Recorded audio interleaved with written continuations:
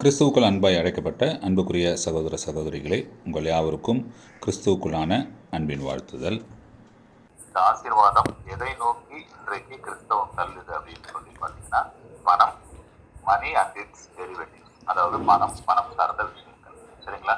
எனக்கு திடீர்னு ஒரு வீடு வாங்குறேன்னா என்ன தேவன் பிளஸ் பண்ணாரு, நான் வீடு வாங்கிட்டேன், இல்லை கார் வாங்கிட்டேன், இல்லைன்னா பரீட்சையில் நான் 100 வாங்கிட்டேன், இல்லைன்னா நான் வந்து நேற்று வரைக்கும் நடக்காமல் இருந்தேன், திடீர்னு எழுந்து ஓட ஆரம்பிச்சிட்டேன், 100 மீட்டர் ரேஸ்ல ஃபர்ஸ்ட் வந்தேன் அப்படின்றதெல்லாம் ஒரு பிளெஸிங்கா இன்னைக்கு உலகம் நமக்கு பொது புத்தியில பதிய வச்சிருக்கு. இது ரைட்டு ராங்குன்னு நான் அப்படி சொல்ல வரல. இதுல எது ரைட்டு ராங்குன்றத நீங்க தான் இன்னைக்கு பாடம் முடிஞ்ச பிறகு நீங்களே அதை வந்து அலைன் பண்ணி பார்த்துக்கங்க. எது ரைட்டு எது ராங்குன்றதை நீங்க டிசைட் பண்ணிக்கங்க. அந்த ஃப்ரீவில் நான் கொடுக்கல, தேவன் ஏற்கிறது மூலமா நமக்கு கொடுத்துருக்காரு. ரைட். இப்போ பழைய ஏற்பாடு இந்த பிளெஸிங்ஸை எப்படி ஹேண்டில் பண்றாரு, தேவன் பழைய ஏற்பாட்டுல எப்படி பயன்படுத்துறாரு அப்படின்னு சொல்லி பாத்தீங்கன்னா, முதல்ல நமக்கு பிளெஸிங் வந்த இடம் எது, அந்த ஆசீர்வாதம் வந்த இடம் அப்படின்னு சொல்லி பாத்தீங்கன்னா, படிக்கலாம் வசனம். ஆதியாகமம் 1ஆம் அதிகாரம் 22ஆம் வசனம். ஆதியாகமம் 1ஆம் அதிகாரம் 22ஆம் வசனம். தேவன் அவைகளை ஆசீர்வதித்து, நீங்கள் பழுகி பெருகி சமுத்திர ஜனத்தை நிரப்புங்கள் என்றும் பறவைகள் பூமியில் பெருகுவது என்றும் சொன்னார். ஓகே, பாருங்க, தேவன் அவர்கள் அவைகளை ஆசீர்வதித்து, அந்த பாராக்ன்ற வார்த்தை அங்க இருக்கும்.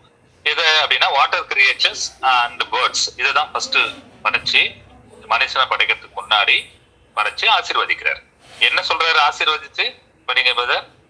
ஆசீர்வதிச்சுட்டு என்ன சொல்றாரு? நீங்கள் பழுகி பெருகி பல்கி பெருகி மல்டிப்ளை, அதுதான் அங்க ஆசீர்வாதம். அது அந்த பறவைகளுக்கும் வாட்டர் கிரியேச்சர்ஸ்க்கும் தேவன் கொடுத்திருக்கிற ஆசீர்வாதம் எதுன்னா அதுதான் பல்கி பெருகிறது தான். இப்ப அப்படியே வந்தீங்கன்னா 28ஆம் வசனம், அதுலயே 28ஆம் வசனம். பின்பு தேவன் அவர்களை நோக்கி, நீங்கள் பழுகி பெருகி பூமியை நிரப்பி அதை கீழ்ப்படுத்தி சமுத்திரத்தின் மச்சங்களையும் ஆகாயத்து பறவைகளையும் பூமியின் மேல் நடமாடுகிற சகல ஜீவ சந்துக்களையும் ஆண்டு கொள்ளுங்கள் என்று சொல்லி தேவன் இது வந்து ஆதாம் ஏவாளுக்கு சொல்றாரு. இங்கே என்னதான் யூஸ் பண்றாரு அப்படின்னா பல்கி பெருகிறது. அன்பான சகோதர சகோதரிகளே, ஒரு சின்ன சிந்தனைக்குள்ளாக போங்க. இது என்ன பெரிய விஷயம், பல்கி பெருகிறது ஒரு ஆசீர்வாதமா அப்படின்னு உங்களுக்குள்ள ஒரு சந்தேகம் வரலாம். இது மிகப்பெரிய ஆசீர்வாதம். ஏன்னா இந்த பல்கி பெருகிறது, அப்படி மல்டிப்ளை ஆகிறது அப்படின்னு சொல்றது அந்த காலத்துல தேவன் வச்சிருக்கிற ஒரு மிகப்பெரிய ஆசீர்வாதம். அந்த காலத்துல மட்டும் இல்ல, இப்பயும். ஏன்னா படைப்புகள்லாம் தலைவர் யார் அப்படின்னு சொன்னா தேவன், யாவே தேவன் தான் படைப்புகளுக்கு தலைவர். அவர் தான் படைப்பாளி, கிரியேட்டர்.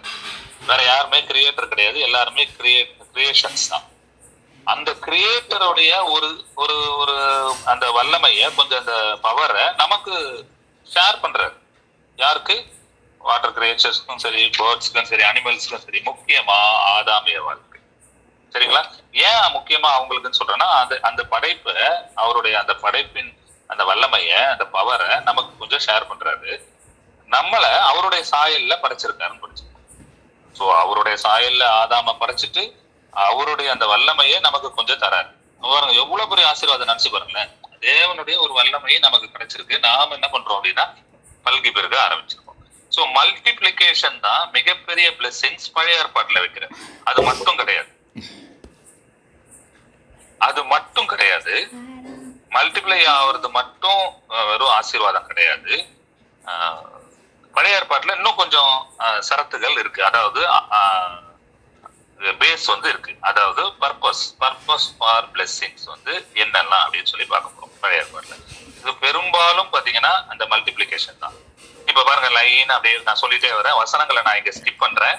நான் அப்புறமா அந்த நோட்ஸ் மாதிரி இருக்கிறத நான் உங்களுக்கு ஷேர் பண்றேன். தயவு கூர்ந்து எல்லா வசனங்களையும் உங்களுடைய பொன்னான நேரத்துல அதை பார்க்கும்போது நான் கேட்டுக்கொள்கிறேன். ஏன்னா எல்லா வசனத்தையும் பார்த்தோம் அப்படின்னா எப்படியும் 11 ஆயிடும். அதனால ஷேர் பண்றேன், லைனா சொல்லிட்டே வரேன். ஸோ முதல்ல பார்த்தீங்கன்னா ஆதாம் ஏவாளை ஆசீர்வதிக்கிறாரு. முன்னாடி வாட்டர் கிரியேச்சர்ஸ், பேர்ட்ஸ், அனிமல்ஸ் ஆசீர்வதிச்சாரு. அதுக்கப்புறம் ஆதாம் ஏவாளை ஆசீர்வதிக்கிறாரு, பல்கி பெருக்க சொல்றாரு. அப்புறம் பாத்தீங்கன்னா 9ஆம் அதிகாரத்துல நோவாவையும் அவர்களுடைய தான் சொல்லுவாரு பல்கி பெருகு. அதற்கப்புறம் ஆசீர்வாதம்னாவே நமக்கு ஹீரோ ஆஃப் த பிளெஸிங்ஸ் யாரு? யாராவது சொல்லுங்க பார்க்கலாம். பிளெஸிங்ஸ்னாவே யார் வருவா நம்ம நினைவுக்கு? பழைய ஏற்பாடு யார் பதா?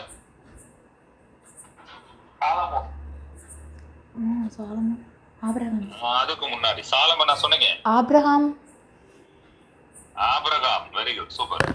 அவர்தான் ஆபிரகாம் தான் பிளெஸிங்னாவே நமக்கு நினைவு கூடுவோம். ஏன்னா வேதத்தோடைய பேக் போனே ஆபிரகாம ஆசீர்வதிச்ச தேவன் ஒரு அழகான ஒரு சரத்தை சொல்வார். அதுதான் வேதத்தோடைய பேக் போனே.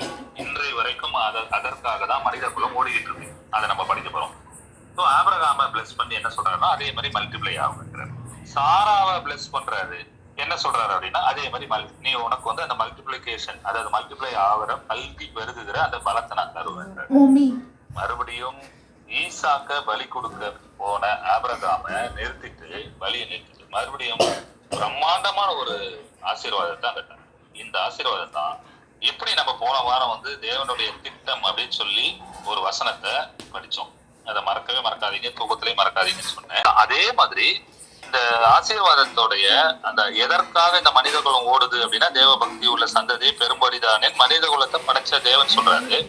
இந்த மனித குலம் நாம எதற்காக ஓடுறோம் அப்படின்னா இந்த ஒரு ஆசீர்வாதத்துக்காக தான். இந்த ஆசீர்வாதத்துல 2 விஷயங்கள் இருக்கும்.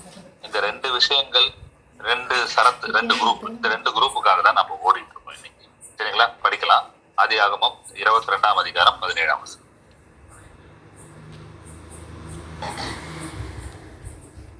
ஆதியாகமம் 22ஆம் அதிகாரம் 17ஆம் படிங்க. கொஞ்சம் டக்குன்னு எடுத்து படிங்க. நான் பேர் சொல்லும் போது மட்டும் அவங்க மட்டும் படிங்க. மற்றபடி நம்ம சகோதர சகோதரிகள் வேகமா படிங்க. டைம் ஆகுது. அவன் தகப்பன் அவனை படிச்சுட்டே இருக்காரு. கன்னிகைகளுக்காக கொடுக்கப்படும் பரிசு முறை நினைவு அவன் பணத்தை வைத்து கொடுத்தது. ஆதியாகமம் 22:17 தானே? ஆமா. ஆசீர்வதிக்கவே ஆசீர்வதித்து உன் சந்ததியை வானத்து நட்சத்திரங்களைப் போலவும் கடற்கரை மலரை போலவும் பெருகவே பெருக பண்ணுவேன் என்றும் உன் சந்ததியார் தங்கள் சொற்களின் வாசல்களை சுதந்திரித்துக் கொள்வார்கள் என்றும். தயவு செய்து எல்லாருமே இந்த வசனத்தை கொஞ்சம் தயவு செய்து செல்லுலயோ போன்லயோ எடுத்து அட்லீஸ்ட் கண்ணாலையாவது பாருங்க. நான் உன்னை ஆசீர்வதிக்கவே ஆசீர்வதித்து, நான் உன்னை ஆசீர்வதிக்கவே ஆசீர்வதித்து உன் சந்ததியை டிசெண்டன்ஸ் வானத்து நட்சத்திரங்களை போலவும் இவங்க ஒரு குரூப், கடற்கரை மணலை போலவும் இவங்க ஒரு குரூப், பெருகவே பெருகவே. இதுதாங்க ஆபிரகாம் கிட்ட கொடுத்த மிகப்பெரிய ஆசீர்வாதம். இந்த ஆசீர்வாதத்துக்கு தான் நாம இன்னும் ஓடிட்டு இருக்கோம். நம்ம வானத்து நட்சத்திரத்துக்கு ஓடுறோமா இல்ல கடற்கரை மணலுக்கு ஓடுறோமான்றது நம்மளுடைய ஓட்டத்துடைய முடிவுல தான் தேவன் வந்து நமக்கு தீர்ப்பு கொடுக்கப்படுறாரு. அது யாருக்கும் தெரியாது. சரிங்களா? அந்த வானத்து நட்சத்திரம்னா என்ன, கடற்கரை மணல்னா என்னன்றது நம்ம தேவன சித்தம் இருந்தா ஃபியூச்சர்ல ரொம்ப அருமையான பாடமா பண்ணுவோம். ஓகே. சாரா, ஆபிரகாம், ஈசாக்கு, சரிங்களா? ஈசாக்கு இது பண்ணுவாரு. எல்லாமே என்ன அப்படின்னு சொல்லி பாத்தீங்கன்னா பல்கி பெருகிறது. இது மட்டும்தான் பழைய ஏற்பாட்டுல வச்சிருக்காருன்னா இல்ல. சரிங்களா? ஒரு சில காரியங்களையும் பார்க்கலாம். ஆதியாகமம் 26:12 படிச்சீங்கன்னா ஈசாக்கு அதே மாதிரி பல்கி பெருகிறதுக்கு ஆசீர்வதிப்பாரு. ஆனா அவருடைய ஆசீர்வாதத்தோட இன்னொரு டைமென்ஷனா என்ன இருக்கும் அப்படின்னு சொல்லி பாத்தீங்கன்னா ஈசாக்கு விதைக்கிற விதை 100 மடங்கா அங்க பலன் தரும் அப்படின்னு சொல்லுவாரு. அப்ப பாருங்க, ஒரு மெட்டீரியலிஸ்டிக் பிளெஸிங் வந்து அங்க இன்ட்ரோடியூஸ் பண்றாரு. சரிங்களா?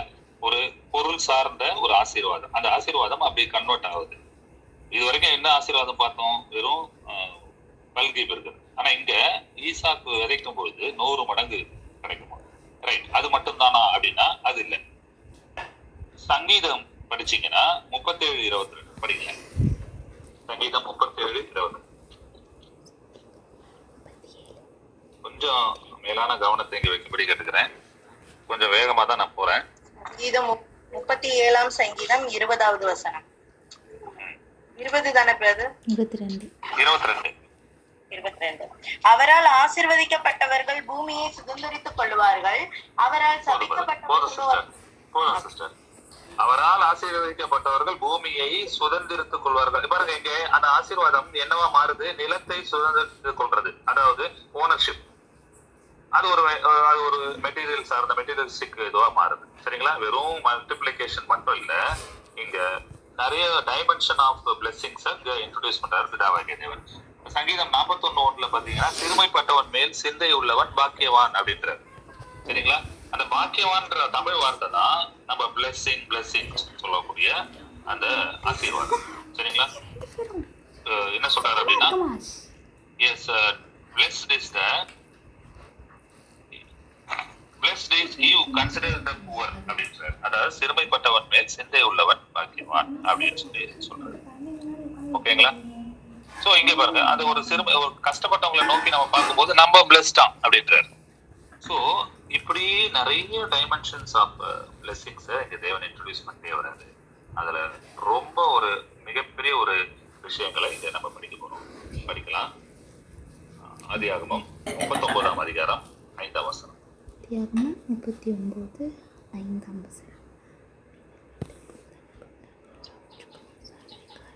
ஆதியாகமம் 39:5 வசனம். அவனை தன் வீட்டுக்கும் தனக்கு உண்டான எல்லாவற்றிற்கும் விசாரணைக்காரனாக்கினது முதல் கொண்டு கர்த்தர் யோசேப்பின் நிமித்தம் அந்த எகிப்தியன் வீட்டை ஆசீர்வதித்தார். வீட்டிலும் போதும் பதர். இப்ப பாருங்க, அந்த பின்புலம், அந்த வசனத்தோட பின்புலம் தெரியாதவங்களுக்கு பாஸ்டா சொல்லிடுறேன். யோசேப்பு எகிப்துல அடிமையா போறாரு. பட் யோசேப்ப தேவன் ஆசீர்வதித்ததுனால அடிமையா இருக்க வேண்டிய யோசேப்பு ராஜாக்கு அடுத்த பொசிஷனுக்கு அங்க போறாரு. இப்ப நிறைய அந்த ஆசீர்வாதத்துடைய வேற டைமென்ஷன் பார்த்தோம். இங்க பாருங்க, யோசேப்பு அடிமையா இருக்கணும். அங்க அடிமை எப்படி இருக்கணும்? அடிமையா இருக்கணும். ஆனா அங்க அடிமையா அங்க ஆகல. ஏன்னா யோசேப்பு தேவன் ஆசீர்வதிச்சிருக்காங்க. அங்க ஈஜிப்ட்ல இந்துக்கு அடுத்த பிளேஸுக்கு பொசிஷனுக்கு அவர் உயர்த்தப்படுறாரு. சரிங்களா? அது ஒரு அப்ப அந்த இடத்துல ஆசீர்வாதம் என்னன்னு சொல்லுங்க பார்க்கலாம். இப்ப நான் ஒவ்வொரு இடம் சொன்னேன். நிலத்தை சுதந்திரத்துக் கொள்றது, அப்புறம் அது 100 மடங்கா அங்க விதை விதைச்சது 100 மடங்கா கிடைச்சது. புவர் பீப்புளை நோக்கி பார்க்கும்பொழுது நமக்கு ஆசீர்வாதம். இந்த மாதிரி நிறைய விஷயங்கள். இந்த இடத்துல அடிமையா இருக்க வேண்டிய யோசேப்புக்கு என்ன கிடைச்சதாங்க? என்ன கிடைச்சிருக்கு? அப்ப அந்த ஆசீர்வாதத்தோட டைமென்ஷன் என்னங்க? யாராவது சொல்லுங்களேன்.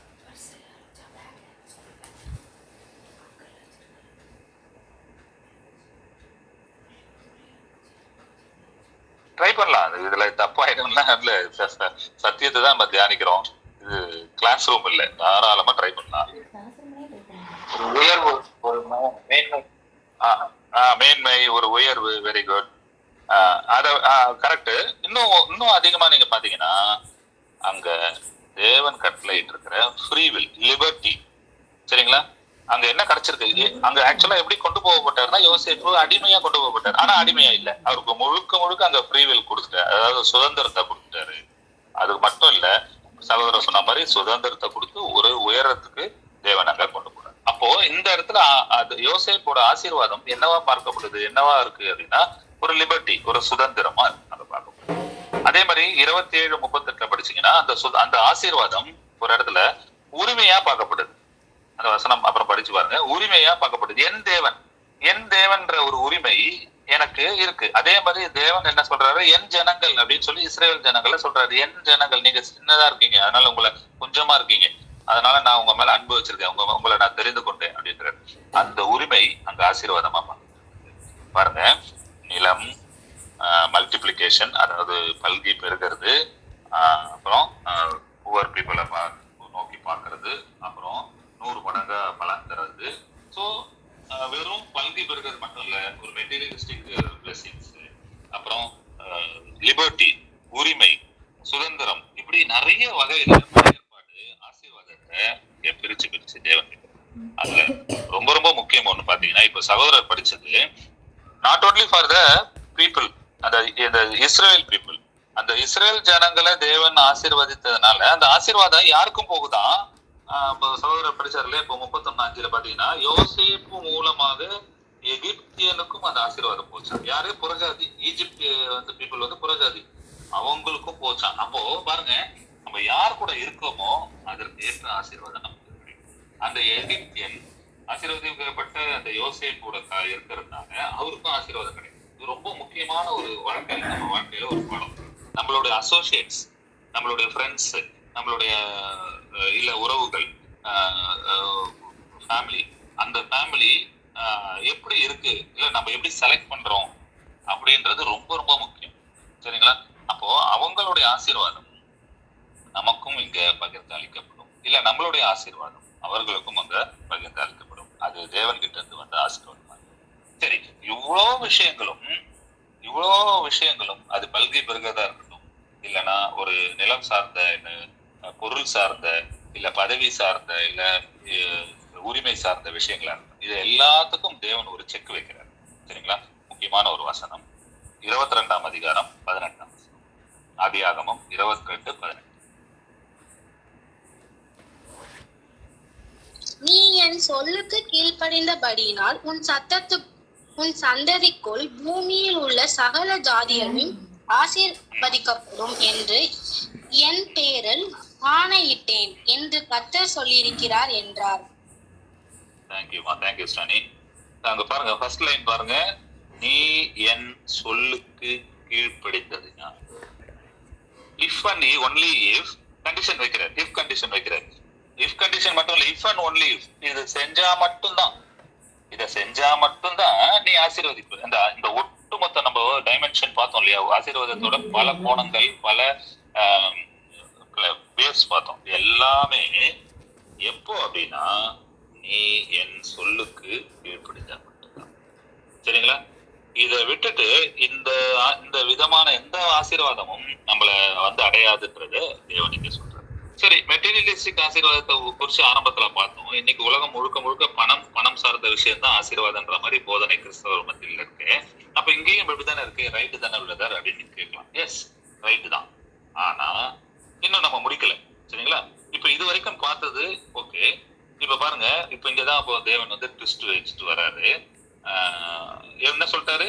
இந்த ஆசீர்வாதங்கள்லாம் நீ என் வார்த்தையை கேட்டாதான், என் வார்த்தைக்கு கீழ்ப்படிந்தாதான். அப்போ தாழ்மை, மனத்தாழ்மை, ஹம்பிள்னஸ், கீழ்ப்படிதல், இதெல்லாத்தையும் அவர் எதிர்பார்க்கிறாரு. இப்போ அடுத்த படி, ஒரு படிக்கு நம்மளை கொண்டு போறாரு. சங்கீதம் 3ஆம் அதிகாரம் 8ஆம் வசனம். சங்கீதம் 3ஆம் அதிகாரம் 8ஆம் வசனம். சங்கீதம் 3ஆம் அதிகாரம் 8ஆம் வசனம். இரட்சிப்பு கர்த்தருடையது, தேவரீருடைய ஆசீர்வாதம் உம்முடைய ஜனத்தின் மேல் இருப்பதாக. அவ்வளவுதான். இங்க ஏதாவது ஆதாரம் வச்சிருக்காரா? இப்ப பாருங்க, இது வரைக்கும் நம்ம பார்த்ததெல்லாம் எல்லா ஆசீர்வாதத்திலும் ஒரு ஆதாரம் இருக்குது. பல்கி பெருகுங்கன்னாரு, உனக்கு நிலம் கிடைக்கும்னாரு, உனக்கு நீ உரிமை கிடைக்கும்னாரு, உனக்கு ஃப்ரீடம் கிடைக்கும்னாரு. இங்க ஏதாவது இருக்கா?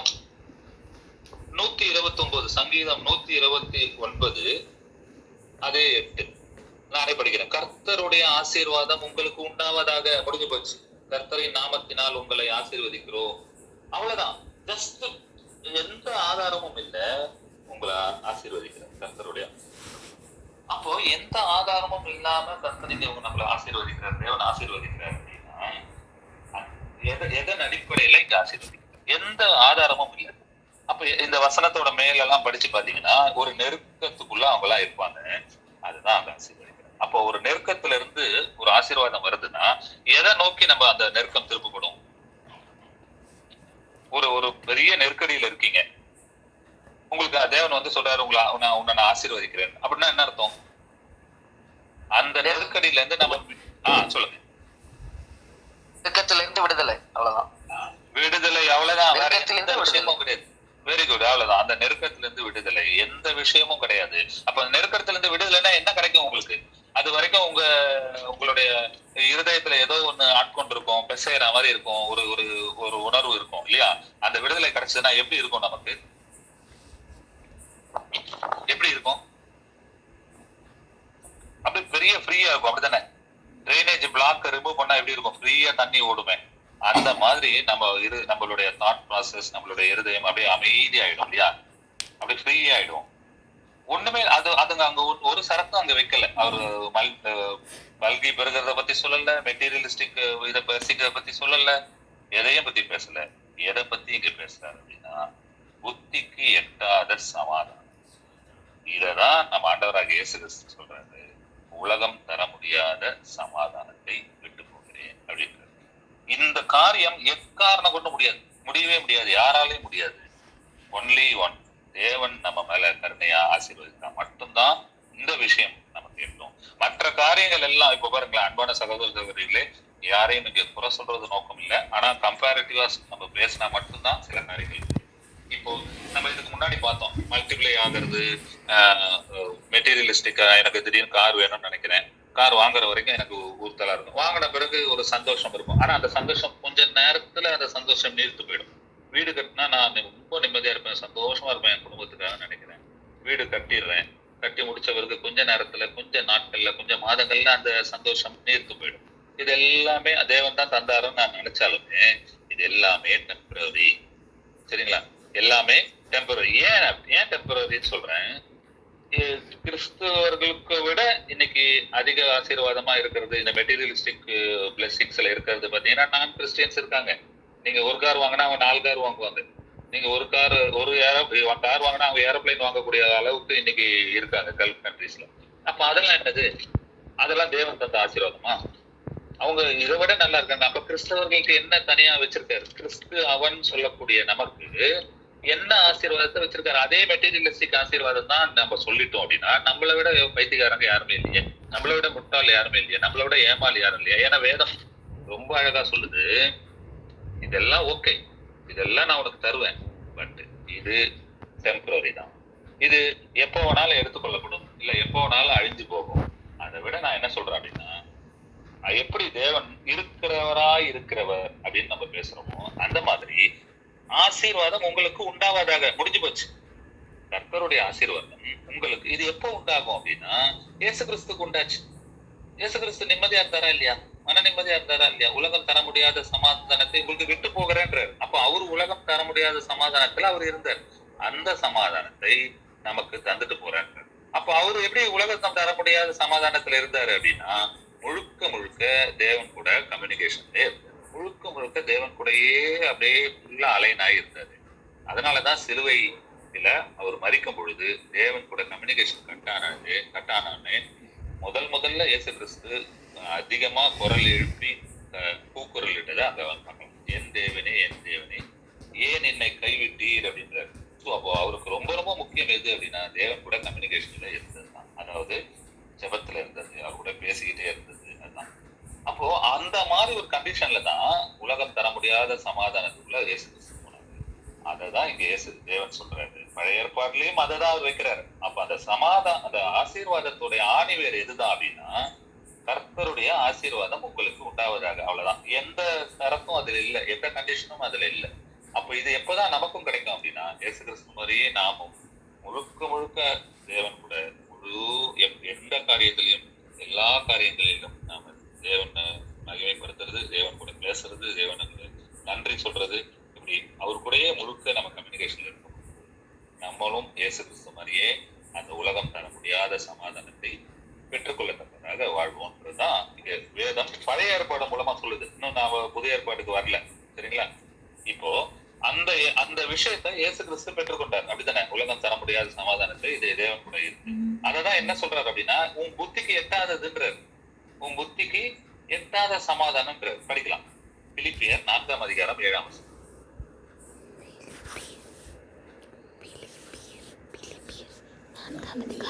பிலிப்பியர் 4 அதிகாரம் 7 வசனம். பிலிப்பியர் 4 அதிகாரம் 7 வசனம். அப்பொழுது எல்லா புத்திக்கும் மேலான தேவ சமாதானம் உங்கள் இருதயங்களையும் உங்கள் சிந்தைகளையும் கிறிஸ்து இயேசுவுக்குள்ளாக காத்துக்கொள்ளும். பாருங்க, புத்திக்கு எட்டாத சமாதானம். இது கடைசியா படிச்சு முடிங்க மறுபடியும் அந்த வசனத்தை. அப்பொழுது எல்லா புத்திக்கும் மேலான தேவ சமாதானம் உங்கள் இருதயங்களையும் உங்கள் சிந்தைகளையும் கிறிஸ்து இயேசுவுக்குள்ளாக காத்துக்கொள்ளும். எல்லா புத்திக்கும் மேலானது இதுதான்றாரு. இப்போ நம்ம பார்த்தோம் இல்லையா, நமக்கு பல புத்திகள் இருக்கும். ஒருத்தருக்கு பாத்தீங்கன்னா அன்பான சகோதரர்களே கொஞ்சம் கவனிங்க, ஒரு சிலர் பாத்தீங்கன்னா ஒரு சிலரோட நாலேஜ் ஒரு டொமைன்ல இருக்கும்.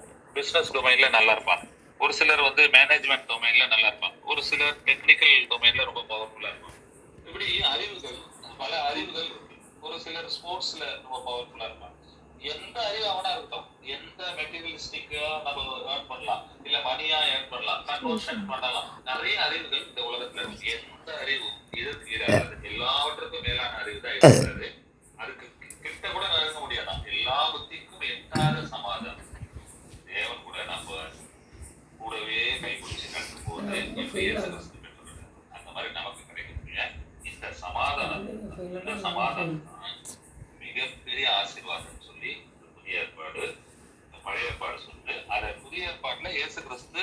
நிறைய இடங்கள்ல திரும்ப திரும்ப ரீஅலைன் பண்றேன். ஸோ அதை தான் படிச்சு ஒரு 10 minutesக்குள்ள முடிக்கும். சரிங்களா? ரைட், ஒரு வசனம் படிப்போம். எபிரேயர் 6ஆம் அதிகாரம் 7ஆம் வசனம். எபிரேயர் 6ஆம் அதிகாரம் 7ஆம் வசனம். எபிரேயர் 6ஆம் அதிகாரம் 7ஆம் வசனம்.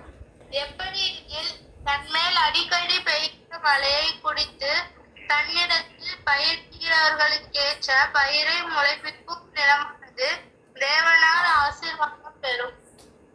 தேவன் அங்க நிலம் சொல்றது நம்மள சொல்றாரு. இது ஒரு ஓமை. சரிங்களா? இங்க நிலம் சொல்றது நம்மள சொல்றாரு. எப்படி இந்த நிலம் ஆசீர்வாதம் பெறும் அப்படின்னா, நாம எப்படி ஆசீர்வாதம் பெறணும் அப்படின்னு பவுல் சொல்றாருன்னா, இந்த நிலம் மட்டும்தான் நாம, இந்த உடம்பு, இந்த எண்ணம், இந்த நிலம். இந்த நிலம் எப்படி ஆசீர்வாதம் பெறணும் அப்படின்னா, மழை வரணும், நல்ல மழை வரணும், விதை நல்ல விதை இருக்கணும். அப்ப இந்த மழையும் விதையும் தேவன்கிட்ட இருந்து வர்றது. அப்பதான் இந்த நிலம் நல்ல ஆசீர்வாதம். வெறும் நிலம் இருந்ததுன்னா மட்டும் போதுமா? இல்ல, நல்ல விதையை விதைக்கணும். விவசாயி நல்ல விதையை விதைக்கணும். அது போதுமானா அதுவும் போதாது, மழை வரும். அப்போ விதை என்ற நல்ல தேவ வார்த்தை நம்ம கிட்ட சரியான சத்தியம், வேதத்தின் அடிப்படையில் உள்ள சத்தியம் நம்ம மேல நமக்குள்ள விதைக்கப்பட்டு அதுதான் நல்ல ஆசீர்வாதத்தை தந்து நல்ல கனிகளை தரும் அப்படின்னு சொல்லி பவுல் சொல்றாரு. சரிங்களா? இததான் இயேசு கிறிஸ்து டைரக்டா என்ன சொல்றாரு அப்படின்னா, யோவான் 15ஆம் அதிகாரம் 11. யோவான் 15ஆம் அதிகாரம் 11. கொஞ்சம் வேகம். யோவான் 15:11. என்னுடைய சந்தோஷம் உங்கள் சந்தோஷம் நிறைவாய் இருக்கும்படிக்கும் இவைகளை உங்களுக்கு சொன்னேன். என்னுடைய சந்தோஷம் உங்களில் நிலைத்திருக்கும் படிக்கும், உங்கள் சந்தோஷம் நிறைவாய் இருக்கும் படிக்கும் இவைகளை சொன்னேன். சில நேரங்கள்ல நம்ம சொல்ற விஷயம் எப்படி இயேசு கிறிஸ்து சொல்ற விஷயத்த இது கடினமான உபதேசம் சொல்லி விட்டுட்டு ஓடினாங்களோ சீஷர்கள், அதே மாதிரி நாம சில நேரங்கள்ல சொல்ற விஷயம் கடினமா தான் இருக்கும். இந்த சத்தியம் உட்பட சில பேருக்கு கடினமா தான் இருக்கும், ஏற்றுக்கொள்ள முடியாது. பாரம்பரியத்திலேயே வளர்ந்த நமக்கு இந்த தேவ சத்தியங்கள், தேவ வார்த்தைகள் ஏற்றுக்கொள்ள கடினமா தான் இருக்கும், வேற வழி இல்லை. ஆனா ஆண்டவர் இயேசு கிறிஸ்து என்ன சொல்றாருன்னா, உள்ளதை உள்ளது என்று சொல்லுங்கள், இதுதான் சத்தியம் அப்படின்னு சொல்லி சொல்றாரு. அப்போ இங்க என்னுடைய சந்தோஷம் உங்களில் நிலைத்திருக்கும்படி, இதுதான் தேவ சமாதானம், இதுதான் தேவ ஆசீர்வாதம், சரியான ஆசீர்வாதம். இதை நீங்க பெற்றுக்கொள்ளத்தக்கதா நீங்க வாழ்வீங்களா, இல்ல வெறும் மெட்டீரியலிஸ்டிக் ஆசீர்வாதத்தை நோக்கியே ஓடி செத்து போக போறீங்களான்னு கேட்கிறேன். சரிங்களா?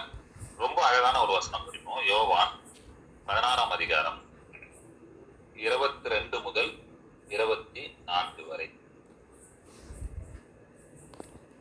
யோவான் 16ஆம் அதிகாரம் 22 முதல் 24 வரை. அதுபோல நீங்கள் துக்கமடைந்திருக்கிறீர்கள், நான் மறுபடியும் உங்களை காண்பேன், அப்பொழுது உங்கள் இருதயம் சந்தோஷப்படும், உங்கள் சந்தோஷத்தை ஒருவனும் உங்களிடத்திலிருந்து எடுத்து போட மாட்டான். அந்த நாளிலே என்னிடத்தில் ஒன்றும் கேட்க மாட்டீர்கள், மெய்யாகவே மெய்யாகவே நான் சொல்லுகிறேன். ஒரு நிமிஷம் பாருங்க, ரொம்ப கொஞ்சம் கவனிங்க. கொஞ்சம் வேத புக் இருந்ததுன்னா எடுத்து பாருங்க, இல்ல இல்லையாவது பாருங்க. உங்க கண்கள் அந்த வசனத்தை பார்க்கும்படியாக கேட்டுக்கிறேன். அது போல நீங்களும் இப்பொழுது துக்கமடைந்து, இப்ப நம்ம இந்த வாழ்க்கை பாதி துக்கமா தான் ஓடிட்டு இருக்கு. நான் மறுபடியும் உங்களை காண்பேன். 2ஆம் வருகையில இயேசு கிறிஸ்து சொல்றாரு, அப்பொழுது உங்கள் இருதயம் சந்தோஷப்படும், உங்கள் சந்தோஷத்தை ஒருவனும் உங்களிடத்திலிருந்து எடுத்து போட மாட்டான். எப்போ 2ஆம் வருகையில ஒண்ணு இருக்கு அப்படின்னு நம்ம விசுவாசிக்கும் பொழுது, 2ஆம் வருகையில வர இயேசு கிறிஸ்து நமக்கு சந்தோஷத்தை ரொம்ப அதிகமா தராது, மன நிம்மதியை தராது, உலகம் தர முடியாத சமாதானத்தை தராது. அந்த நாளிலே நீங்கள் என்னிடத்தில் ஒண்ணுமே கேட்க மாட்டீங்கன்னு. இன்னைக்கு நம்ம கேட்கிறோமா இல்லையா? கட்டுக்கட்டா பணத்துக்காக ஜெபம் பண்ணுங்க, அவரு அமுக்கி குலுக்கி திருப்பி தருவாரு அப்படின்னு ஜெபம் பண்றோம் சபைகள்ல, அப்படித்தானே? ஏன்னா அவர் வட்டி கடை வச்சிருக்காரு, அமுக்கி குலுக்கி திருப்பி தருவாரு. சரியா? 10 மடங்கா 100 மடங்கா அப்படி ஒரு ஜெபம் இன்னைக்கு பண்ணப்படுது பல சபைகள் இல்லையா? இல்லைன்னா கார் வேணுமா கார் கேளுங்க, ஹெலிகாப்டர் வேணுமா ஹெலிகாப்டர் கேளுங்க, கேட்டவுடனே மாடியில வந்து ஹெலிகாப்டர் நிற்கும் இல்லையா? சோ அந்த மாதிரி எல்லாம் இன்னைக்கு ஜெபங்கள் இன்னைக்கு சபைகள்ல பண்ணப்படுதுன்றது வருத்தமான விஷயம். ஆனா இங்க என்ன சொல்றாரு பாருங்க, அந்த நாளிலே நீங்கள் என்னிடத்தில் ஒன்றுமே கேட்க மாட்டீங்கன்னு. ஏன் கேட்கணும்? எனக்கு தான் உச்சபட்சம் எது? என்னுடைய தேவ சமாதானம். எது? வீடு வாங்கினா தேவ சமாதானம் எனக்கு கொஞ்ச நாள் இருக்குமா? அந்த தேவ சமாதானம் கூட இல்ல, உலக சமாதானம் கொஞ்ச நாள் இருக்கும், மறந்துடும். எதுவா இருக்கட்டும், எல்லாம் டெம்பரரி. ஆனா இந்த கிடைச்சிருச்சு அப்படின்னா நான் இதுக்கு மேல என்னத்த கேட்க போறேன்? எல்லா காரியங்களும் அதுக்கு அதை நோக்கி தானே போகுது. அதுவே எனக்கு உச்சபட்சம் எனக்கு வந்துருச்சுன்னா 100 மார்க் போட்டாங்க டீச்சர், இதுக்கு மேல எங்க போய் கேட்பீங்க? நம்ம 100 மார்க் போடுங்கன்னு போய் கேட்பீங்களா? இல்ல இல்லையா? அப்ப அந்த மாதிரிதான் உச்சபட்சமான தேவ சமாதானம் எனக்கு கிடைச்ச பிறகு நீங்கள் அந்த நாளில என்னிடத்தில் ஒன்றும் கேட்க மாட்டீங்க, மெய்யாவே மெய்யாவே நான் உங்களுக்கு சொல்லுகிறேன், இதுவரைக்கும் நீங்கள் என் நாமத்தினாலே ஒன்றும் கேட்கவில்லை, கேளுங்கள், அப்பொழுது உங்கள் சந்தோஷம் நிறைவா இருக்கும்படி பெற்றுக்கொள்ளுங்கள். இதுதான் கேட்க சொல்றாரு, கேளுங்கள் அப்பொழுது உங்கள் சந்தோஷம் நிறைவா இருக்கும்படி. அப்ப எப்ப முடியும் இந்த மாதிரி ஒரு சந்தோஷம் அப்படின்னா, தேவன் கூடயும் இயேசு கிறிஸ்து கூடயும் நம்ம நிறைவா அவருடைய சத்தியத்தின் அடிப்படையில அவங்க சொல்லியா ஸ்டாண்டி படிச்சாங்கல்ல, உங்கள் வார்த்தைக்கு கீழ்ப்படிந்து 22:18 படிச்சாங்க. அப்ப முழுக்க முழுக்க அவங்க வார்த்தைக்கு வேதம் என்ன சொல்லுதோ அதை மட்டும் கீழ்ப்படிங்க. ஒரு சகோதரரை பாஸ்டர் சொல்லக்கூடாதுன்னா சொல்லக்கூடாது, அதுதான் கீழ்ப்படியாது. இல்ல நான் அங்க போய் சொல்லுவேன் என்னோட பாரம்பரியம்னா ஒண்ணும் பண்ண முடியாது. ஒரு சகோதரரை நீங்க இப்படிதான் அடைக்கணும் வேதம் தெளிவா சொல்லுது. இல்ல இந்த காரியங்கள் குறித்த பெண்கள் ஆண்கள் எந்த பாகுபாடும் வேதம் பார்க்கல அப்படின்னா அதை நம்மளும் பார்க்க கூடாது. இல்ல பெண் தான் ஆண் தான் போதனை பண்றதுக்கு அவங்களுக்கு இது இல்லை அப்படின்னு நம்ம சபையில பாகுபாடு பார்க்கும் பொழுது நம்ம தேவனை விட்டு வெளியில போறோம், விலகி போறோம், ஓபே பண்ணல, கீழ்ப்படியில, வேதத்தை விட்டே விலகி போறோம். அப்ப எப்படி நமக்கு இந்த சமாதானம் கிடைக்கும்? கொஞ்சம் யோசித்து பாருங்க அன்பான சகோதரர்கள். என் வார்த்தையை நீங்க கீழ்ப்படிந்தால் மட்டும்தான் இந்த காரியங்கள் எல்லாம் சொல்றேன். இயேசு கிறிஸ்து முழுக்க முழுக்க கீழ்ப்படிந்தார். இயேசு கிறிஸ்து நான் போறப்பான்னு வந்தாரு, சிலுவை மரண பரியந்தம் சிலுவையில பாடுபட்டார். அப்போ எப்படி இயேசு கிறிஸ்து மாதிரி நம்ம வாழ்ந்தா இந்த சமாதானத்தை பெற்றுக்கொள்ளலாம்? 4 வசனம் படிச்சு வச்சிடலாம், சரிங்களா? 1, இயேசு கிறிஸ்து என்ன சொல்றாரு அப்படின்னா, நான் கட்டாயமா என்ன மாதிரியே நீங்க வாழ்ந்தீங்கன்னா இந்த தேவ சமாதானம் உங்களுக்கு கிடைக்கும். அப்போ என்னுடைய 2ஆம் வருகையில கூட நீங்க ஒண்ணுமே கேட்க மாட்டீங்கன்ட்டு, ஏன்னா சேச்சுரேட்டட், ஃபுல்லா சேச்சுரேட் ஆயிடுவீங்க, என்கிட்ட எதுவுமே கேட்க மாட்டீங்க. அப்ப எப்படி அதை பெற்றுக்கொள்றது? லூக்கா 14:33 சொல்றாரு, நீங்க இந்த உலக காரியங்களை எல்லாத்தையும் வெறுத்தால் ஒழிய என்கிட்ட வர முடியாது அப்படின்னு. படிக்க சிஸ்டர். அப்படியே உங்களில் எவனாயிலும் தனக்கு உண்டானவைகளை எல்லாம் வெறுத்து விடாவிட்டால் அவன் எனக்கு சீஷனாயிருக்கும். பாருங்க, அப்ப இயேசு கிறிஸ்து மாதிரியே நம்ம போறோம்னு சொல்றோம், அவர் மாதிரியே சமாதானத்தை பெற்றுக்கொள்ள போறோம், அவர் பாதப்படிகளை நடக்க போறோம்னு சொல்றோம். அப்ப அவர் என்ன சொல்றாரு? எவனாகிலும் தனக்கு உண்டானவைகளை எல்லாம் வெறுத்து விடாவிட்டால் அவன் எனக்கு சீஷனாயிருக்க. வெறுத்து இது என்னது? வெறும் பொருட்களை வெறுக்கிறதா? இல்ல. மெட்டீரியலை வெறுக்கிறதானா அது மட்டும் இல்ல, தன்னை வெறுக்கிறது. தனக்கு உண்டானவைகள், எனக்கு மேட்டுமை இருக்கும், என்ன மாதிரி யாராலையும் பாடம் சொல்லி தர முடியாது, தெரியுமா? என்ன மாதிரி உலகத்துல யாரும் கெமிஸ்ட்ரி எடுக்க முடியாது, என்ன மாதிரி யாரும் மேத்ஸ் சொல்லி தர முடியாது அப்படின்ற ஒரு மேட்டுமை எனக்குள்ள இருந்ததுன்னா அங்கேயே நான் மண்ணு. அதுதான் தன்னைத்தானே வெறுக்கிறது. என்ன மாதிரி யாரும் நான் புரிஞ்சுக்க முடியாது அப்படின்ற அந்த நான், எனக்கு, என்னோடது, நானே, இந்த வார்த்தைகள் எல்லாம் நான் பிரயோகப்படுத்தினா என்னை விட மேட்டுமையான ஆள் யாரும் இல்லை, சாத்தானுக்கு அடுத்து நான் தான். சோ தன்னைத்தானே வெறுக்கிறது தான். இதான் மத்தேயு 16:32 சொல்லுவார், தன்னைத்தானே வெறுத்து சிலுவையை தூக்கிட்டு மரணம் பரியந்தம் என் பின்னாடி வாங்கட்டேன். அப்போ இந்த தேவ சமாதானத்தை பெற்றுக்கொள்றது எப்படி அப்படின்னா, முதல் காரியம் தன்னைத்தானே வெறுக்கிறது.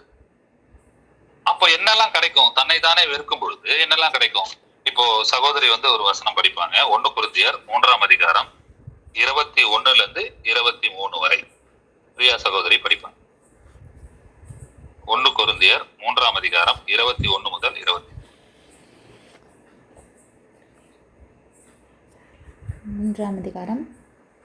3:21 முதல்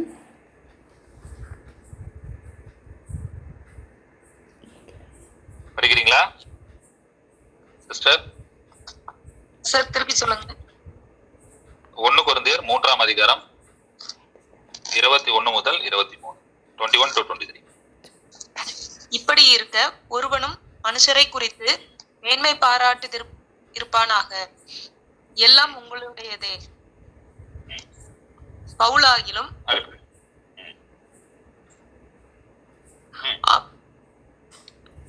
அப்பொல்லாவாகிலும் கேபாவாகிலும் உலகமாகிலும் ஜீவனாகிலும் ஜீவனாகிலும் மரணமாகிலும் நிகழ்காரியங்களாகிலும் இப்ப நடக்கிறதா இருந்தாலும் வரப்போறதாகவும் பாருங்க என்ன அழகா ஒப்படைச்சிட்டாரு பாருங்க பவுல். இப்படி இருக்க ஒருவனும் மனுஷரை குறித்து முன்னாடி பார்த்தோம் இல்லையா, உங்களை நீங்க வெறுக்கலன்னா நீ சீசனா இருக்க முடியாது. அப்போ இப்படி ஒருவனும் மனுஷரை குறித்து மேன்மை பாராட்டுதிருப்பாயாக. நம்ம ரொம்ப பண்ணுவோம். ஏன் எனக்கு என்னுடைய மனைவி என்ன எவ்வளவு பெரிய ஆள் தெரியுமா, என் கணவர் என்ன, என் பிள்ளைகள் என்னுடைய என் சொந்தக்காரர், அப்படி மனுஷரை குறித்தே நம்ம இல்லைன்னா என்னுடைய நான் போற சர்ச்சோடைய பாஸ்டர், எல்டர், ஃபாதர், இப்படி மனுஷனை குறிச்சே நம்ம மேன்மை பாராட்டிட்டு இருக்கோம். அது உதவாது. என்ன சொல்றாரு, பவுலா இருக்கட்டும், அப்போலோவா இருக்கட்டும், கேபாவா இருக்கட்டும், அந்த உலகமா இருக்கட்டும், உயிரா இருக்கட்டும், மரணமா இருக்கட்டும், இப்ப நடக்கிற காரியமா இருக்கட்டும், இல்ல வரப்போற காரியமா இருக்கட்டும், எல்லாம் உங்களுடையது, நீங்க தந்ததுங்க. இதுல நான் மேன்மை பாராட்ட என்னது, நீங்கள் கிறிஸ்துவனுடையவர்கள், கிறிஸ்து தேவனை. அவ்வளவுதான், முடிஞ்சு போச்சு. எல்லாரும் போய் எதுக்குள்ள அடங்குறோம், தேவனுக்குள்ள போய் அடங்குறோம். ஒண்ணுக்குள்ள ஒண்ணா போகும். நம்ம கிறிஸ்துக்குள்ள, கிறிஸ்து தேவன், முடிஞ்சு போச்சு. இதுல மேன்மை பாராட்ட இன்னும் ஒண்ணுமே இல்லை.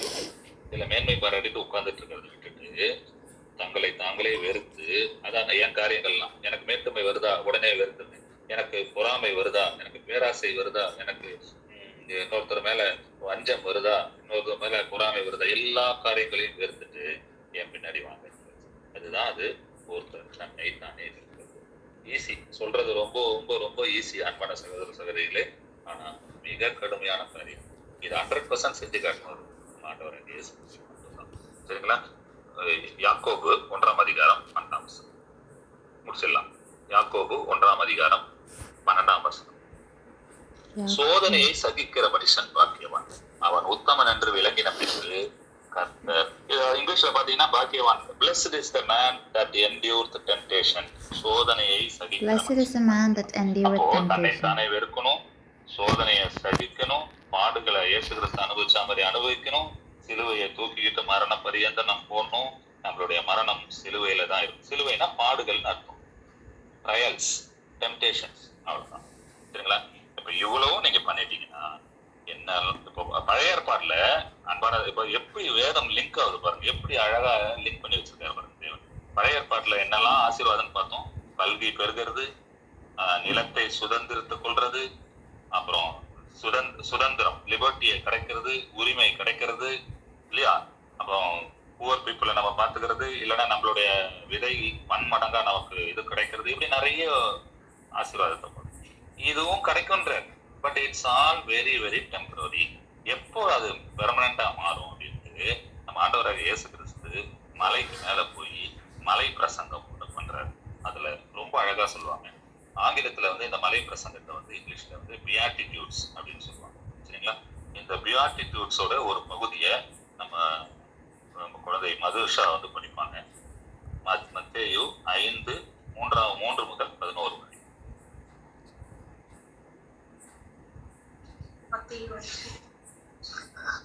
ஆவியில் எளிமையுள்ளவர்கள் பாக்கியவான்கள், பரலோக ராஜ்யம் அவர்களுடையது.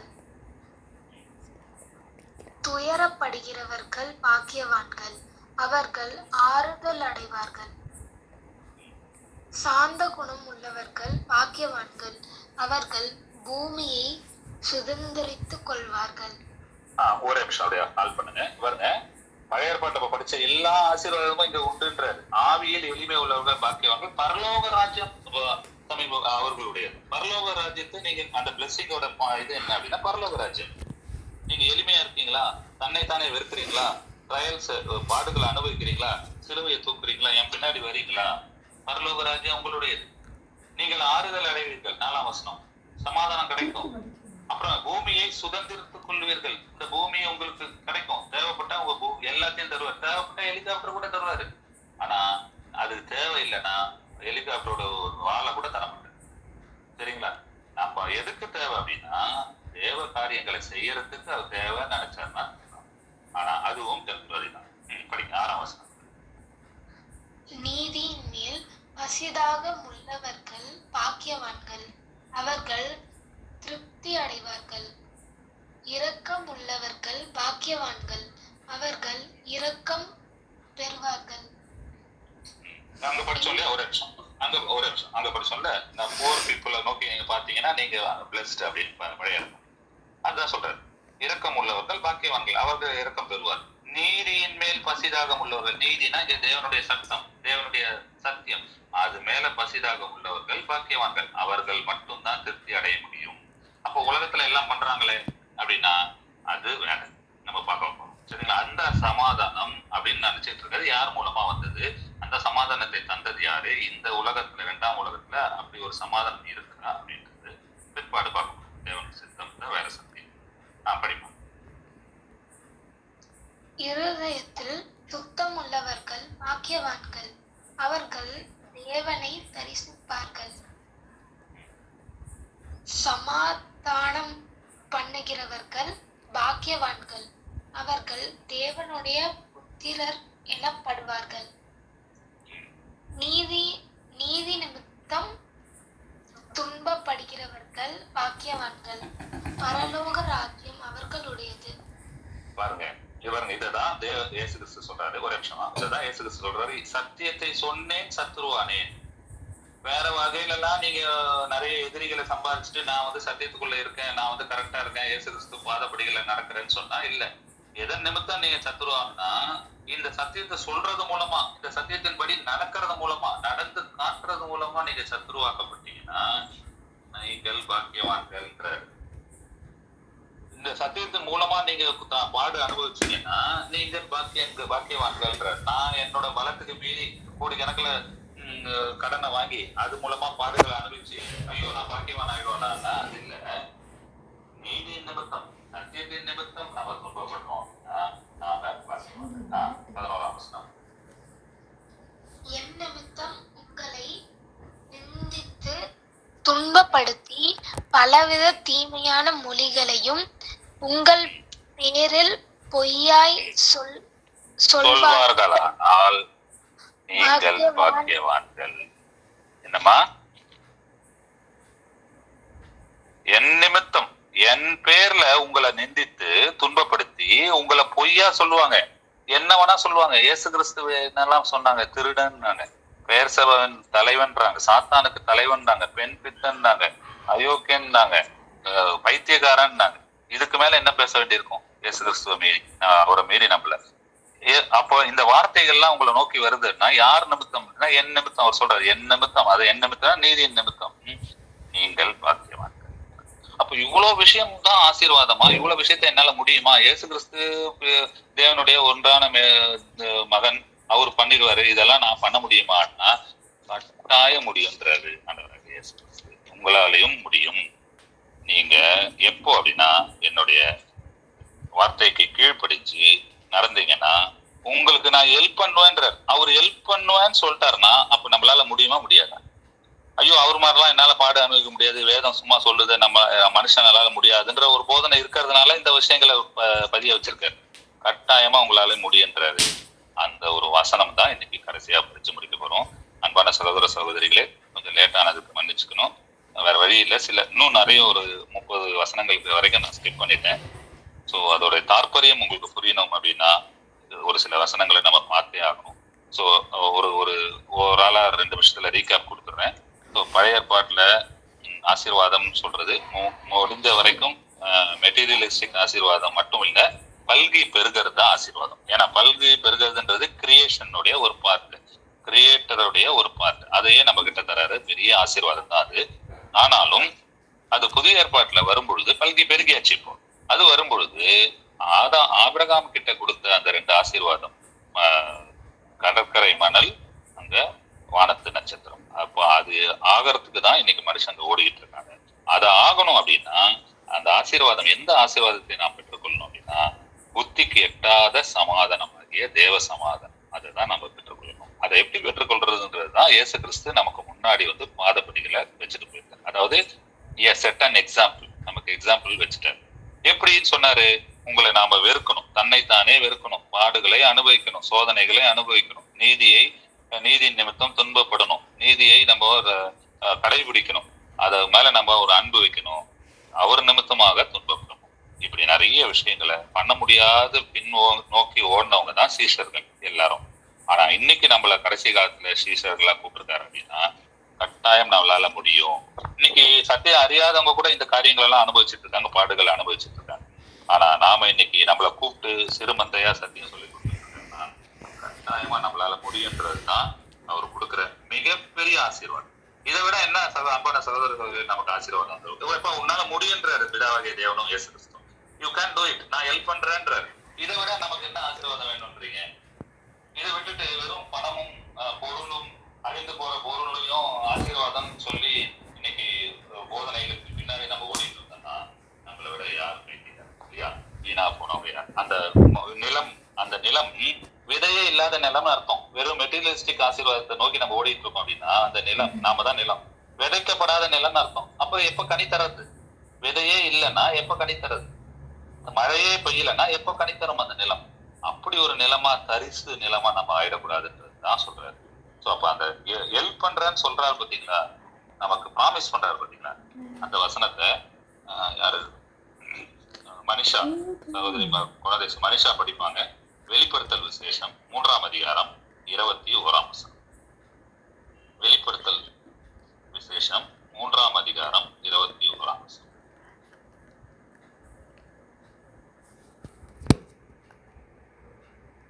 படிங்கம்மா.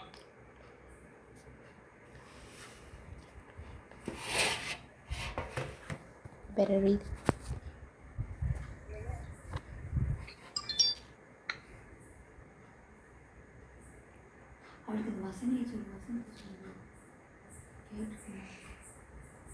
படிக்கிறீங்களா?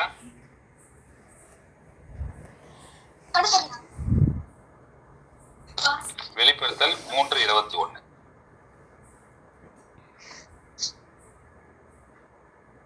நான் ஜெயம் கொண்டு என் பிதாவினுடைய சிங்காசனத்திலே அவரோடே கூட உட்கார்ந்தது போல ஜெயம் கொள்ளுகிறவன் எவனோ அவனும் என்னுடைய சிங்காசனத்தில் என்னோடே கூட உட்காரும்படிக்கு அருள் செய்வேன். மறுபடியும் படிங்க பிரதர். நான் ஜெயம் கொண்டு என் பிதா போல நான் ஜெயம் கொண்டு பாருங்க, அது ரெண்டா பிரிச்சிருக்க அந்த வசனத்தை. நான் ஜெயம் கொண்டு என் பிதாவினுடைய சிங்காசனத்தில் அவரோட கூட உட்கார்ந்தது போல. நான் ஜெயிச்சுட்டேன். நான் சொன்ன எல்லா காரியத்தையும் நான் பண்ணிட்டேன். நான் ஜெயிச்சுட்டேன். எங்க அப்பாவோட சிங்காசனத்துல வலது பரிசத்துல உட்கார்ந்துருக்கேன். அந்த மாதிரி நீங்க உட்காரணுமா? உங்களுக்கு ஆசை இருக்கா? கட்டாயம் முடியும்ன்ற. ஜெயம் கொள்கிறவன் எவனோ அவனும் என்னுடைய சிங்காசனத்தில் என்னோட கூட உட்காரும்படி அருள் செய்வேன். கட்டாயமா முடியும். நான் ஹெல்ப் பண்றேன். நீங்க வாங்க, என் பின்னாடி வாங்க, சிலுவையை எடுத்துட்டு வாங்க, என் சீஷரா வாங்க. நான் சொன்னதெல்லாம் என் வார்த்தைக்கு கீழ்ப்படிஞ்சு சொன்னதெல்லாம் பண்ணுங்க. நீங்களும் என் கூட ஜெயிச்சு பரலோக ராஜ்யத்துல ஆளுகை செய்ய போறோம். என் கூட உட்காந்து ஆளுகை செய்யலாம் வாங்கன்ற அந்த ஆபிரகாம் கிட்ட சொன்ன அந்த வானத்து நட்சத்திரம் ஆசீர்வாதத்துக்கு நம்மளை கூப்பிடுறாரு. நம்மள கடற்கரை மணல் ஆசீர்வாதத்துக்கு பரலோக ராஜ்யத்துக்கு தான் பரலோக ராஜ்யத்துக்கு தான். ஆகவே அன்பான சகோதர சகோதரிகளை பரலோக ராஜ்யத்தை ஆசீர்வாதத்தை நாம் சுதந்திரமில்லை. தேவன் பல திட்டங்களை வச்சிருக்காரு. ஸோ அந்த திட்டம் ஒன்று ஒன்றா நம்ம இனி வர காலங்களில் அறிஞ்சு நம்ம பரலோக ராஜ்யத்தை